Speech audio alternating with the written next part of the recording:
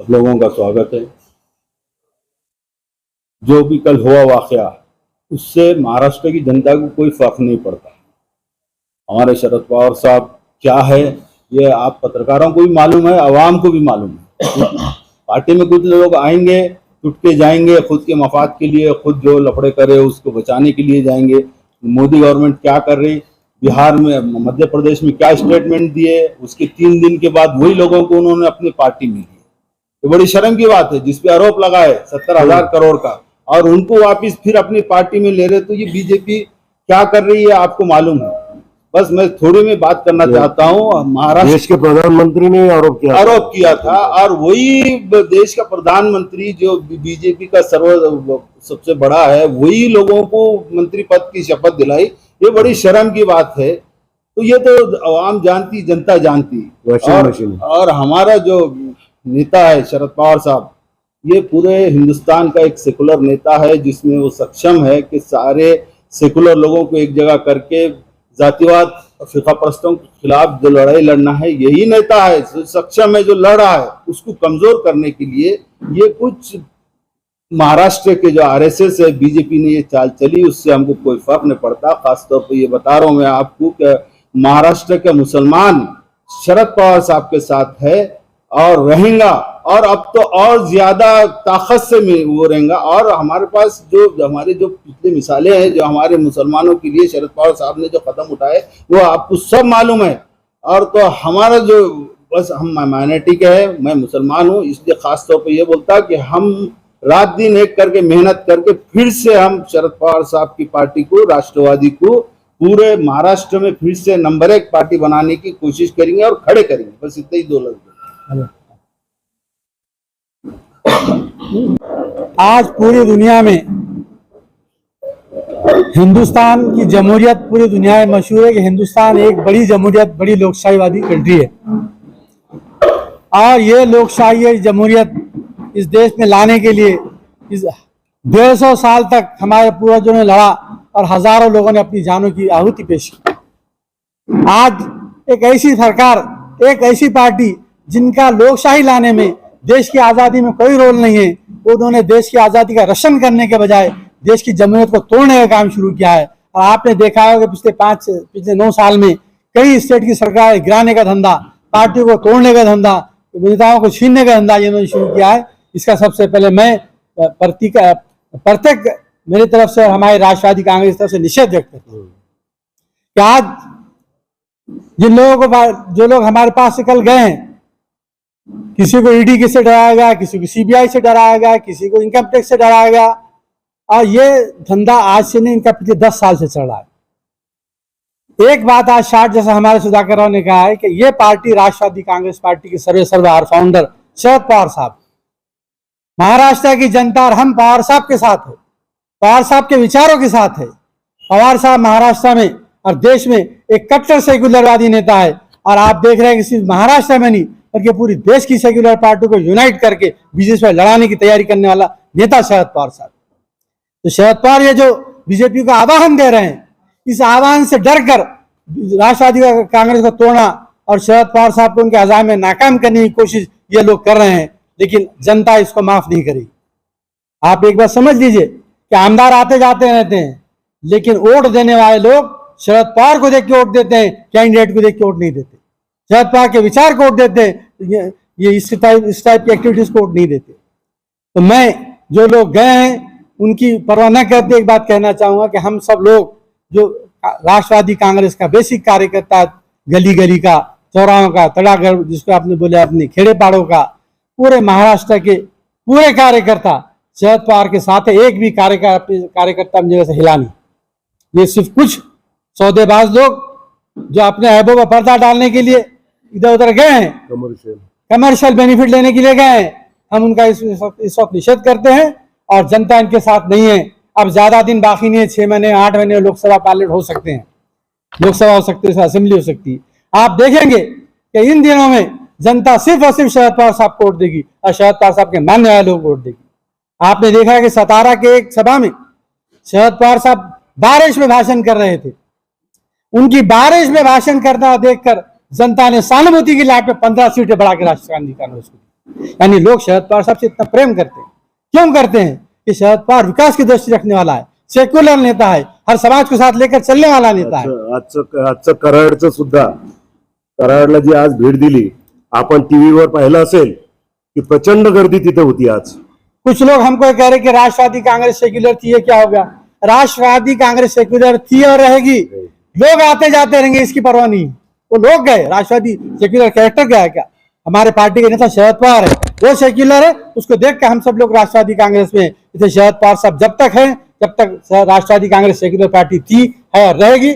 और हम सब लोग पूरे कार्यकर्ता लोग पूरी ताकत से शरद पवार साहब के पीछे खड़े हैं। और आने वाले दिनों में आप देखेंगे कि आने जनता भी शरद पवार साहब के साथ खड़े होगी और पहले से ज्यादा राष्ट्रवादी कांग्रेस की ताकत में यहाँ पर सीटें आएंगी। कल पवार साहब ने अपना वाकया सुना कि 1981 में जब पवार साहब 45 एमएलए लेकर आए, 40 एमएलए चले गए, 5 एमएलए बचे थे। वो 5 एमएलए पर पवार साहब ने वापस अपनी पार्टी को खड़ी की। तो आज भी कुछ, अभी तो कितने का फिगर सही नहीं है, कुछ बोर्ड है कि 32-37, लेकिन हमारे पास जो रिपोर्ट है वो 15 से आगे आज भी लोग नहीं, कंसेंट नहीं दिए। वो भी खाली दस्तखत लेगी, सही है कि झूठ है, वो सर्टिफाई होना बाकी है। लेकिन जो भी हो, जितने भी जाए, हम आमदारों पर पार्टी नहीं चलती, पार्टी कार्यकर्ताओं पे चलती है, पार्टी के लीडर पे चलती है, पार्टी के प्रोग्राम पे चलती है, पार्टी की आइडियोलॉजी पे चलती है। और इस पार्टी का लीडर शरद पवार खंभीर है, मजबूत है, उनकी विचारसरणी मजबूत है। और उनकी विचारसरणी मजबूत होने के नाते से अवाम राष्ट्रवादी कांग्रेस और शरद पवार साहब जुड़ी है और जुड़ी रहेगी। बल्कि ये लोगों ने धोखा दिया है, इससे चिढ़कर ज्यादा तादाद में लोग शरद पवार साहब के साथ आएंगे, ऐसा मैं बात करता हूँ।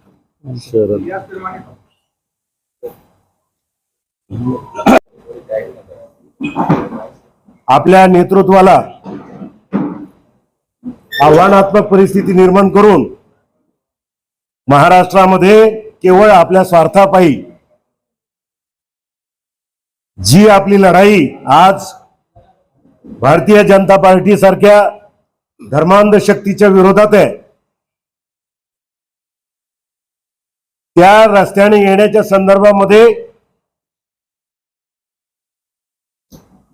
चांगल्या प्रकारे राष्ट्रवादी वाटचाल करत असताना आणि एक खंबीरपणे असा एक पर्याय देत असताना महाराष्ट्रामध्ये आपलं नेतृत्व आदरणीय शरदचंद्रजी पवार साहेब जे करत होते, त्यांनी महाविकास आघाडी स्थापन केली होती आणि तिच्या माध्यमातून एक चांगली अशी आव्हानात्मक परिस्थिती भारतीय जनता पार्टी आणि फुटलेल्या शिवसेनेला एक आव्हान निर्माण करण्याच्या संदर्भामध्ये आपली भूमिका अत्यंत चोखपणाने वाटचाल करून पार पाडित होते। दुर्दैवाची गोष्ट अशी, आपलाच विरोधी पक्ष नेता आणि ज्याच्याकडनं या लढाईमध्ये साथ देण्याच्या संदर्भामधली भूमिका असताना पळपुटा निघाला। पूर्वी आम्ही इतिहासामध्ये पाहिलेलं आहे की ऐतिहासिक लढ्यामध्ये बरेचसे सेनापती पळपुटी भूमिका घ्यायचे। तद्वतच त्याच पद्धतीनं आज इतिहास घडतो आहे, पण आम्हाला त्याची पर्वा नाही। आमचा नेता खंबीर नेता आहे शरद पवार साहेब। कालच पवार साहेबांनी आपल्या पत्रकार परिषदेमध्ये आपल्यासारख्या पत्रकार बंधूंनी जेव्हा विचारलं त्यांना की राष्ट्रवादीमध्ये आश्वासक चेहरा कोण, तर साहेबांनी 80 वर्षाच्या तरुण माणसानं खणखणीत शब्दामध्ये उत्तर दिलं, शरद पवार। ही जिद्द, हे त्यांच्या नेतृत्वातलं सामर्थ्य हे आमच्यासारख्या कार्यकर्त्यांना निश्चितपणाने भावून जातं। ते नेतृत्व टिकलं पाहिजे, या नेतृत्वाला शक्ती दिली पाहिजे आणि या जात्यंत धर्मांध शक्तीला या हिंदुस्थानामध्ये आज पर्याय देण्याच्या दृष्टिकोनातून साहेबांची जी धडपड आहे, किंवा महाराष्ट्रामध्ये सुद्धा महाविकास आघाडीच्या मार्फत जे काही आपण लढा उभा केलेला आहे, त्याला साथ देण्याच्या उद्देशाने आम्ही पवार साहेबांच्या पाठीमागे खंबीरपणे उभे आहोत, याची जाणीव करून देण्याच्या उद्देशानेच आज आम्ही इथे सगळे एकत्रित बसलेलो आहोत। आज इथे आपल्याला कमी संख्येने देत असतील ते प्रातिनिधिक स्वरूपामध्ये बसलेलो आहोत, परंतु आज आम्ही ग्रामीण भागामध्ये खेडोपाडी प्रत्येक ठिकाणचा आमचा कार्यकर्ता आज आमच्या संपर्कात आहे आणि गावोगावीची जी प्रतिक्रिया आता येते आम्हाला ती अतिशय उत्साह वाढवणारी आहे, ऊर्जा वाढवणारी आहे. आज ह्या वयामध्ये पवार साहेबांना त्यांची वाटचाल रोखायचं काम करायला नको होतं. या वयामध्ये त्यांना त्रास देता कामा नव्हतं. अशा प्रकारची भूमिका लोक हळहळ व्यक्त करून तिथे व्यक्त करत आहेत भावना. आणि म्हणून येणाऱ्या विधानसभा म्हणून पवारसाहेब एक म्हणालेले काल की आम्ही कोर्टात जाणार नाही, आम्ही जनतेसमोर जाऊ. आणि जनतेच्या समोर आम्ही हे मांडल्यानंतर निश्चितपणाने आम्हाला खात्री आहे की येणाऱ्या विधानसभा आणि लोकसभेच्या निवडणुकीमध्ये लोक यांना या सर्वांना या सत्तांध लोकांना धडा शिकवल्याशिवाय राहणार नाही. अशा प्रकारची आमची रास्त त्या संदर्भामधली भूमिका आहे. आणि हीच भूमिका व्यक्त करण्यासाठी म्हणून आज आमचे शहराध्यक्ष ते आता येतीलच आणि आम्ही सर्व याच विचारसरणीचे या विचारसरणीला प्रेरित होऊन पवार साहेबांच्या पाठीमागे खंबीरपणे उभे आहोत. एवढं आणि इतकंच या निमित्ताने आपल्याला सांगू इच्छितो. हिंदुस्तान में विचार सुरुवात करू. हाँ हाँ हाँ ये हाँ जो हो गया वो होना नहीं था मगर हो गया. मगर हमारा नेता आदरणीय शरद पवार साहब का कल स्टेटमेंट देखे होंगे. एक 18 साल का जो बच्चा बोलता है उससे भी तैट बोले और डरे नहीं.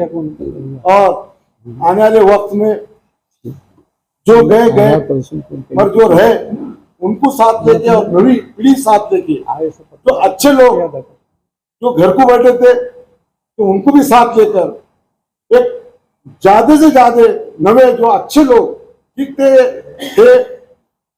वो मैं बोला कल उदाहरण दिया था ये गन्ना 3 बार लगा के वो वहां कल एक फोन आया. मैं एक वहां पे रुका था और मेरे को पूछा गया बोले कहाँ है. मैं बोला मैं यहाँ पे खेत में रुका हूँ. क्या कर रहे हो. तो मैं बोला यार मैं गन्ना देख रहा हूँ. तो मैं बोला गन्ना मैं बोला कितना है. तो बोला 8 एकड़ लगा है उसमें से 4 एकड़ मतलब पुराना है नया भी लगा है. तो पुराना जो था तो पूरा सड़ गया था. मैं नया लगा तो बोला बहुत अच्छा है.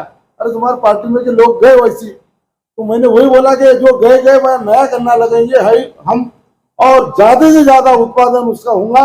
जो पुराने गए और नया गन्ना लगा के हम किरनी करेंगे और ज्यादा से ज्यादा लोग आने वाले वक्त में पवार साहब के नेतृत्व में जो हमारे पवार साहब आज शो करार जो आज घूम रहे आज उनको जो लोग उनके साथ हैं आज हजारों की संख्या में दादा पवार साहब के साथ हैं. और यहाँ पे भी हम पवार साहब के साथ रहेंगे. हमारा पूरे दादा हुआ हमारे मुश्ताक हुए या हमारी पूरी टीम और ज्यादा से ज्यादा जोर में काम करेंगे. और औरंगाबाद शहर में आमदार नगर सेवक ज्यादा से ज्यादा कैसा लाने का हम पवार साहब के नेतृत्व में काम करेंगे. सुप्रिया ताई के नेतृत्व में काम करेंगे. जयंत पाटिल साहब के नेतृत्व में काम करेंगे.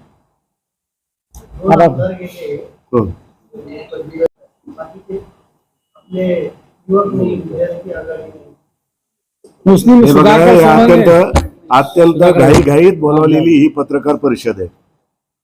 त्यामुळे कुणी आज कसं आहे की कुणी मुंबईला गेलंय, कुणी इकडे गेलंय, कुणी तिकडे गेलं असं. त्यामुळे सगळ्यांना निरोप आम्ही पोहोचू शकलो नाही. याचा अर्थ कार्यकर्त्यांमध्ये फार मोठ्या प्रमाणात अशी फाटाफूट झाली आहे अशा प्रकारचं चित्र अजिबात नाहीये. हे मात्र मला आपल्याला ठासून सांगावंच वाटतं.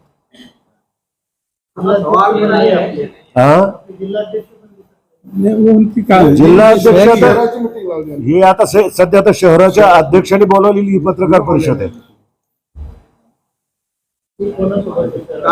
हा पवार साहेबांना एवढं सांगितलं आता इतकं सगळं रामायण वाचलं.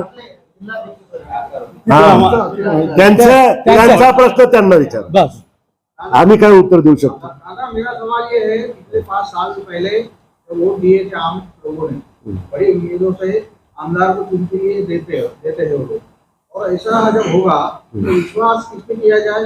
विरोधी पक्ष कौन है, सत्ताधारी पक्ष कौन है, विकास कौन करेगा, बेईमानी कौन कर रहा. विश्वास किस पे करना. विश्वास होगा ये विश्वासघात नहीं है. इसीलिए हम कहते हैं ना कि विश्वास रखो वो शरद पवार साहब पर रोको। वो नेता तो नहीं हिल रहा है ना अपने विचारधाराओं से, वो तनिक भी बदले नहीं है। आज भी वो डट कर है और इस उम्र में आज वो मुकाबला करने के लिए खुद को साबित कर रहे हैं। सामान्य नागरिक खौफ काय काय फिरी? हाँ, ये डर और खौफ काय काय है जो आमदार जा रहे हैं आपके? ये जो है तो सारा ईडी, आप तो सब सीबीआई है, ईडी है, एनआई है, इनकम टैक्स है। और जो कुछ खिलाफ में बात करेगा इस देश में, जो भी खिलाफ में बात करेगा उसके पीछे हम इस तरीके से ये गवर्नमेंट एजेंसियां पीछे लगाएंगे। इस तरीके का तो रवैया आज मोदी जी का चल रहा है। तो इसका मतलब क्या लोकशाही धोखे में आ रही है? हाँ, लोकशाही धोखे में आ रही है? आ गई, आ गई। आ रही नहीं, आ गई। हिंदुस्तान जी ने अभी कहा लोकशाही कहाँ रहे साहब? ये धोखे में है। लोकशाही को ये हो गए हैं क्योंकि राष्ट्रवादी पार्टी में भी 2 गुट चलेंगे, शरद पवार साहब के नाम से, अजित पवार साहब के नाम से। देखिए गुट किसका चलेगा क्या नहीं चलेगा, या फिर 2 गुट चलेंगे, ये तो समय ही बताएगा। वो नल्ला माल है ना जो शरद पवार साहब है। हम तो डटकर पवार साहब के शरद साथ पवार साहब करेंगे। जो है वही पार्टी के बड़े नेता है और वही सब करने वाले हैं। दूसरा पूरा नल्ला माल रहेगा जो रहेगा, जो तो दावा करने वाले। लोग सत्ता में गए सत्ताधारी गुट है, सामान्य कार्यकर्ता का, सामान्य जनता का, और पार्टी का एक नेता शरद पवार, उसकी पार्टी एनसीपी है। इसलिए हमारे पास कोई गठबाजी नहीं। शरद पवार साहब के नेतृत्व में पूरी पार्टी एक है और मजबूती से, ताकत से खड़ी।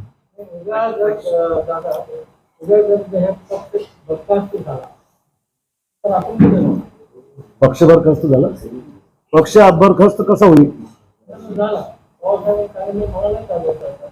अरे हाँ उस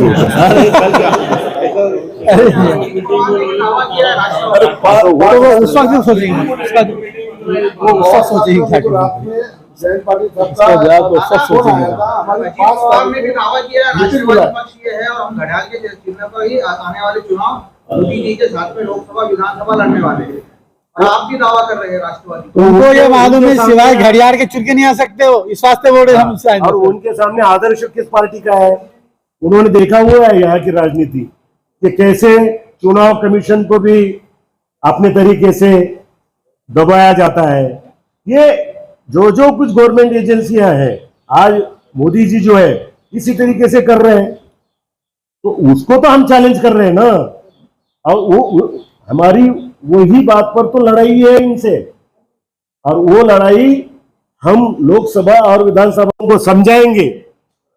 उनके हर एक चीज ये बारीकी से समझाई जाएगी और इस बारे में उनको उनका अवेयरनेस बढ़ाना है। ठीक है, और कुछ? हाँ, अभी कल तो हुआ है यार, आज शाम तक हुआ है, मालूम पड़ेगा इतने क्या जल्दी लगेगा। हमारे सामने पिक्चर नहीं है, शाम तक आ और जाएंगे। मालूमात भी नहीं है, लेकिन जरूर हम इसकी तहकीकात करेंगे। और हमें ऐसा कॉन्फिडेंस है कि कुछ न कुछ अरे 9 मंत्री पद एक साथ लेन-देन मिल की गए। बात तो हुई धोखे से गई। पहले मंत्री पद मिल गए ना उनको, और क्या होना। हाँ। धोखे से पहले मंत्री पद मिल गए 9 लोगों को। हाँ। ये खोके पे गए, हाँ, धोखे पे गए ये। खोके तो आधा % होना भी। सभी पत्रकार, दैनिक वार्ता, इलेक्ट्रॉनिक मीडिया, न्यूज चैनल वालों सबका शुक्रिया अदा करते हैं। आप सब टाइम निकालकर यहाँ पर आए। धन्यवाद। आपसे गुजारिश है कि चाय और पानी पीते रहें। Thank you, thank you, thank you. जो बगावत हुई पार्टी में, पार्टी के बड़े बड़े जो चेहरे थे वो बीजेपी का साथ देने चले गए। इसका आपकी मकामी सियासत पर क्या असर पड़ेगा, एनसीपी पर क्या असर पड़ेगा औरंगाबाद? नहीं, बड़े तो चेहरे थे, उसका असर तो ठीक है पार्टी पे पड़ेगा, मगर हमारे साथ पार्टी का नेता है आदरणीय पवार साहब है। और पवार साहब को ये घटना ये पहले बार नहीं, इसके पहले बार भी कई लोगों ने छोड़ के गए, और जितने छोड़ के गए वो चुन के कभी नहीं आए। तो आज भी जो भी जाएंगे पवार साहब को धोखे देके, वो कभी चुन के नहीं आएंगे। और जो लोगों को 3-3, 4-4 बार मिनिस्टर दिए उनको, और हसन मुश्री साहब जैसे आदमी को, जो अपना उनका समाज 10-15% होगा कोल्हापुर में से, वहाँ से 3 बार 4 बार चुनकर आए, 2-3 बार उन्होंने मिनिस्टर रहे। वैसा भी आदमी जाना, आज हमको उसका दुख है कि वो ऐसे लोगों को भी सामने जो समाज वहाँ 10% है, वो समाज से उस 4 बार मिनिस्टर बना के भी वो आदमी आज बीजेपी के साथ जा रहा। इसकी वजह क्या है? ये वजह ये है कि हसन मुशर्रफ साहब को 1 साल से सताया जा रहा था, तुम आओ नहीं तो तुमको जेल में डालेंगे। आज उनका घर का परिवार परेशान था, उन्होंने पत्रकार परिषद लेके बोले थे कि आज हम इतना परेशान हो गए कि हम क्या बौड़ी में जाके गिरना के। तो आज वो ऐसा सताकर जो लोगों को लेकर गए, तो सताए वाले तुम आते। अब उनका पीए दिलीप वळसे पाटिल साहब उनके पीए थे, उनको 3 से 4 बार कैबिनेट मंत्री बनाए और घर से बच्चे के जैसा उनको संभालते थे। मैं यहाँ के संपर्क मंत्री थे तो मैं उनकी बात साथ रहे वाला हूँ। ऐसे भी लोग गए, तो हमको ये दुख हो रहा कि ऐसे लोग गए कैसा। ये गए नहीं, ये लेकर उनके ऊपर दबाव डालकर ले जाए गए। मगर हमारा नेता कल ही ऐसी घटना होने के बाद आज निकल गया हमारा सवेरे नेता, और पूरे कोल्हापुर हुआ, सांगली, सातारा, आज वहाँ पे हजारों के तय में उनका सत्कार कर रहे, और पूरा महाराष्ट्र पूरा पिंच निकालेंगे और यहाँ आने के बाद भी हम उनका बड़ा सत्कार करेंगे। और शोर शोर से जैसा अभी घर को बैठा ले, जितने पवार साहब ने औरंगाबाद में बहुत मानने वाले बहुत लोग हैं, हर एक आदमी को उन्होंने पवार साहब ने बड़ा बनाया। ऐसे लोग हैं पवार साहब को मानने वाले कि कुछ बोलते हैं कि भाई हम हमारे आंख की चमड़ी भी दिए तो उनको कम है। ऐसे लोग औरंगाबाद में हैं मगर घर पे बैठे, उनको हम घर पे जाएंगे और उनको साथ लेकर आप टाइम है। आज 85 साल की उम्र में हमारा नेता आज घर घर गली गली हर ज़िला घूम रहा, तो अपना भी फ़र्ज़ बनेगा कि तुमको बड़ा बनाए, तुम भी उनके वास्ते कुछ ना कुछ करो। तो हम औरंगाबाद शहर में ज़िले में ज़्यादा से ज़्यादा आमदार, ज़्यादा से ज़्यादा नगर सेवक कैसे चुना के लाने का हम ये कोशिश करेंगे। और जो गए जो हैं वो हमारे साथ ही। और मैं कल उदाहरण भी दिया था कि मैं बोला ठीक है, जो गए वाला जो 3 साल 2 साल का जो गन्ना है अपन निकाल के फेंक के नया गन्ना लगा रहे, और नया गन्ना उसको अच्छे तरीके से उसको अच्छे तरीके वाला लगा के आने वाले वक्त में ज़्यादा से ज़्यादा कैसे नगर से वो कहेंगे हम वो पीरनी करेंगे और ज़्यादा से ज़्यादा हमारी संगठन बढ़ेंगे। पार्टी मजबूत करने की कोशिश ये राष्ट्रवादी कांग्रेस पार्टी के अंदर जो बगावत हुई, इस बारे में आपके क्या कहना है, और लोकल शहर के पर क्या उसका असर पड़ने वाला है? कोई फ़र्क नहीं पड़ने वाला है लोकल उस पर इंशाल्लाह।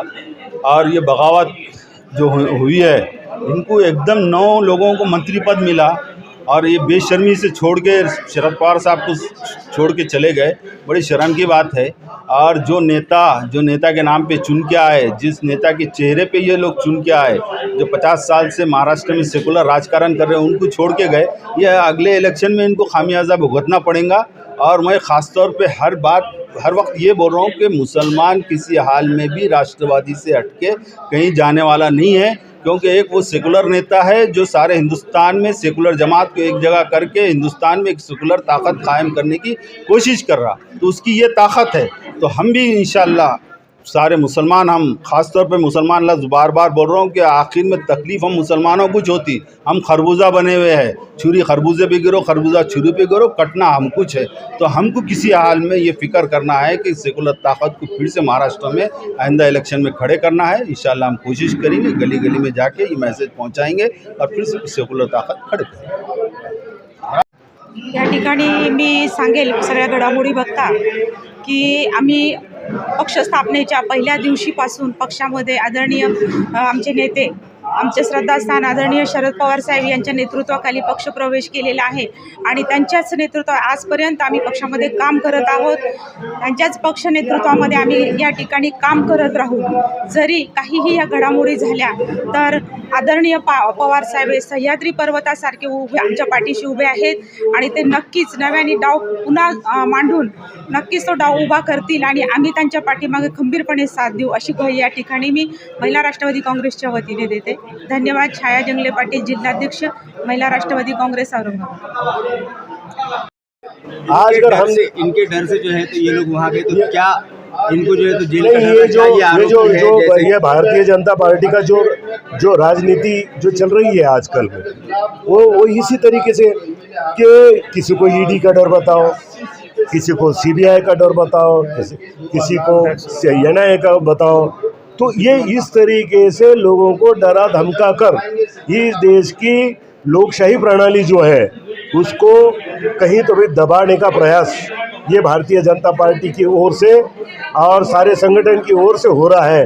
ये बात आप नहीं, अगर इन ध्यान में लोगों के रखिए। ऊपर आरोप गलत होते तो वो डरते नहीं, जेल जाने से भी नहीं डरते। ये लोग जो है तो जेल जाने की बजाय अपना पार्टी छोड़कर, अपने चचा को छोड़कर बीजेपी के साथ में चले गए। तो क्या ये तो सही? इसमें और एक बात है कि कुछ लोग इस डर के मारे जा रहे हैं और कुछ सत्ता लोभी जो है वो सत्ता के आकर्षण में जा रहे हैं। इसमें वो एक और शख्सियतें हैं और वो भी शामिल है कि वो कुछ लोग इस हमें हमारे लीडरशिप को वो ये कहते हैं कि हमें ये ईडी का डर था, लेकिन वास्तविक रूप से हमें अब जबकि भुजबल साहब जैसे आदमी जिनको 4 बार उप मुख्यमंत्री बनाया गया, अब ताज्जुब की बात यह है कि उनको डिप्टी सीएम बनाया गया 4 बार, और तो उस वजह से अजीत दादा नाराज थे। अजीत दादा नाराज थे। आज वही पवार साहब को छोड़कर अजीत दादा के साथ हो लिए। अब ये स्वार्थ नहीं है तो दूसरा क्या है? ये सत्ता का लोभीपन नहीं है तो दूसरा क्या है?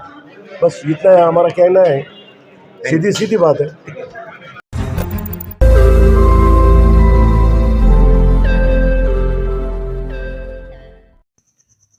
रोज नई खबरों को देखने के लिए हमारे औरंगाबाद समाचार चैनल को सब्सक्राइब कीजिए और नोटिफिकेशन पाने के लिए हमारे बेल आइकन को दबाइए ताकि हर खबर की नोटिफिकेशन आपको मिलती रहे।